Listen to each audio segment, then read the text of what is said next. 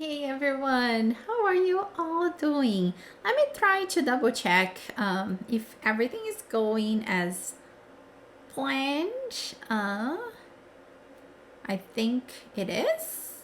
Yes! Yay! Yay, yay, yay. Okay, so I actually didn't have a chance to say goodbye to my QRB summer cohort. Really wanted to hear how their implementation lab went, but I was in a breakout room and Jess didn't know that I was there because I hadn't made her co-host, and then I didn't say bye. So for those of you who might be here or watch this later, if you were a part of those implementation labs, I want you to know how happy I am that I got to know your work a bit better and to also help you in advancing your goals. And with that being said, today's blog post is an update of something that we published back on December 1st, 2020. But that was a blog post that went out before I had published the Realized Path on January 5th this year. So, what do I want to tell you today? Um, you can probably relate to this and understand this. Most people who are part of this group are researchers, have teaching experience either through their graduate studies or throughout their academic career by teaching undergrad and graduate students as well. And I have never had that privilege as an instructor. I have had that privilege as a teaching assistant, but I have that privilege now with the course. And I feel that with Qualitative Research Blueprint, every time I deliver the course, certain realizations really sink in for me. And I really believe in what I am telling you and what I share with you. Choosing your readings wisely is one of the key pillars of the realized path. And there is a lot of boundary setting that comes with that. Qualitative research is known for having things that are very similar being called differently.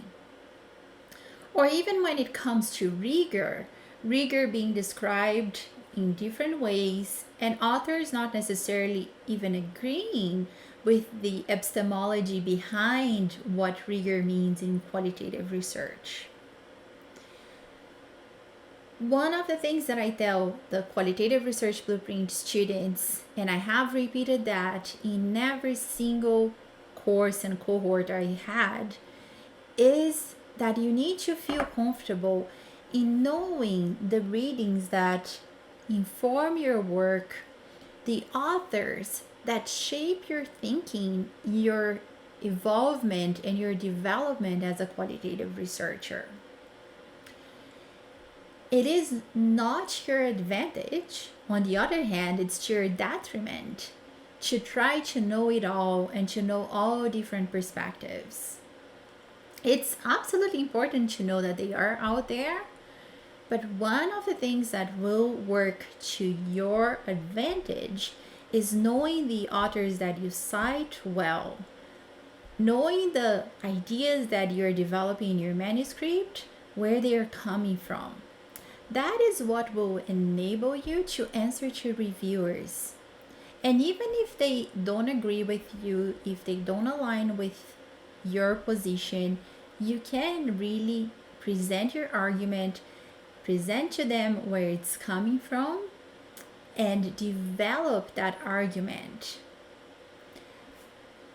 So, this is something that I want you all to know. When we start Qualitative Research Blueprint, we have a live session called Maximizing QRB. And I always tell the students, the members of the course, to really choose their readings wisely, especially if they are focusing our weeks together in learning through reading. And this is something that I want you to keep in mind as well. No matter what stage you are, you will probably be reading, incorporating new things, learning more of the literature or the methods, or trying to develop a discussion. So, choosing your readings is going to be part of your work.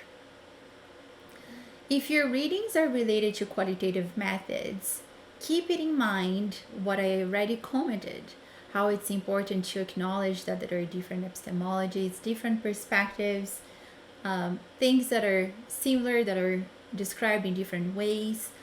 So you more so align yourself with certain authors and certain theoretical frameworks, or how things are presented by a certain group, and you go with it.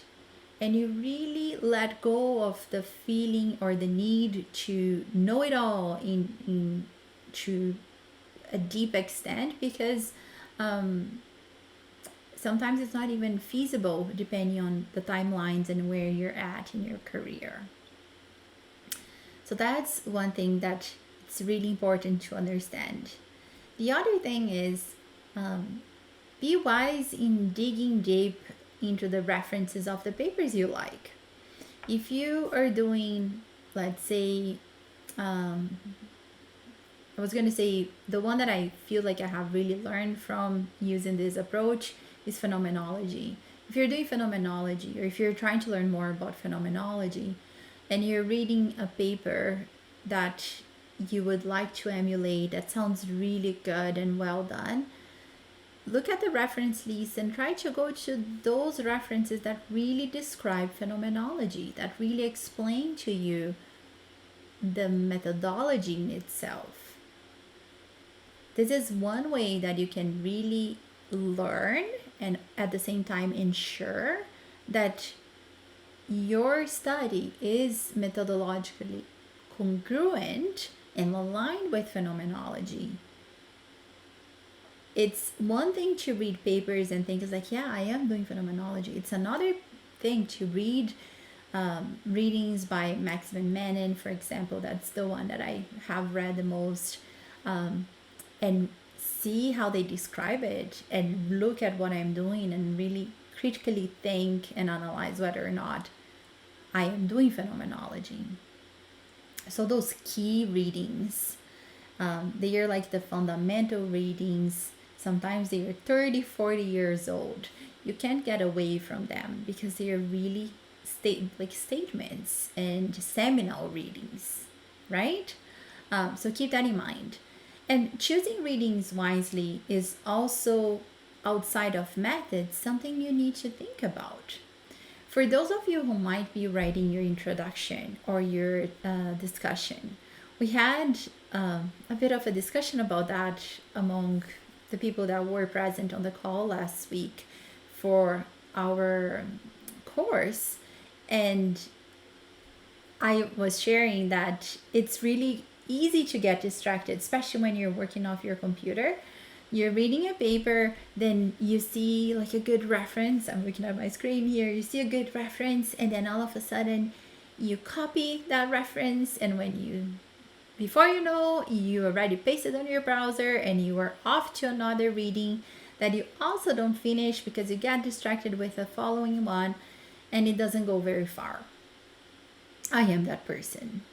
And one of the things that has worked for me is a bit wasteful from the perspective of printing papers. But when I was writing my lit review, I did print the papers and decided on the readings that I wanted to focus for a certain area the day before.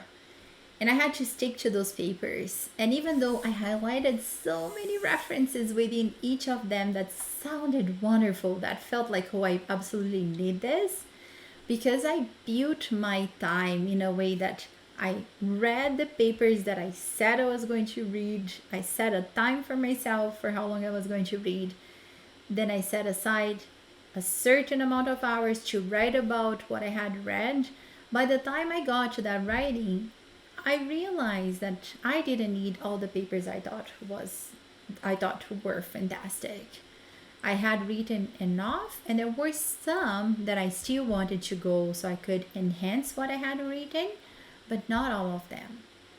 So choose your readings wisely extends beyond qualitative methods. And for those of you who are working on things such as your lit review, your discussion, I hope this nugget of advice from my experience helps you. And I want to say, last but not least, what works for me, of course, will not necessarily work for you. When I was writing my lit review, I find that the hardest to write, the least enjoyable, and I kept trying to think, I was like, how did I write my methods thesis? Like, what did I do that worked? And that's when I reflected back to my master's and I remembered how I had followed this process of reading, taking notes, organizing my notes, then typing out my writing. And I decided to try that again, and it worked wonderfully for me. I encourage you to think how boundary setting will look like for you and what will work for you. And with that, I will wrap up today. If any of you have any questions or want to drop any comments, reach out to us. We would love to hear from you.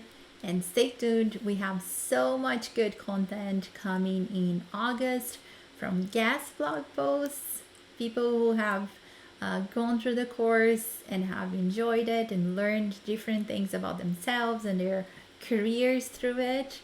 We'll be also refreshing some blog posts, and I know it will be good, and I'm excited for this last month of summer for those of us who are the North Hemisphere, and we will be seeing each other and we'll gear up and get ready for our final QRB, final class and cohort of the year. And I can't wait to have some of you being part of that, and it will be wonderful because it's been wonderful and I am excited about it.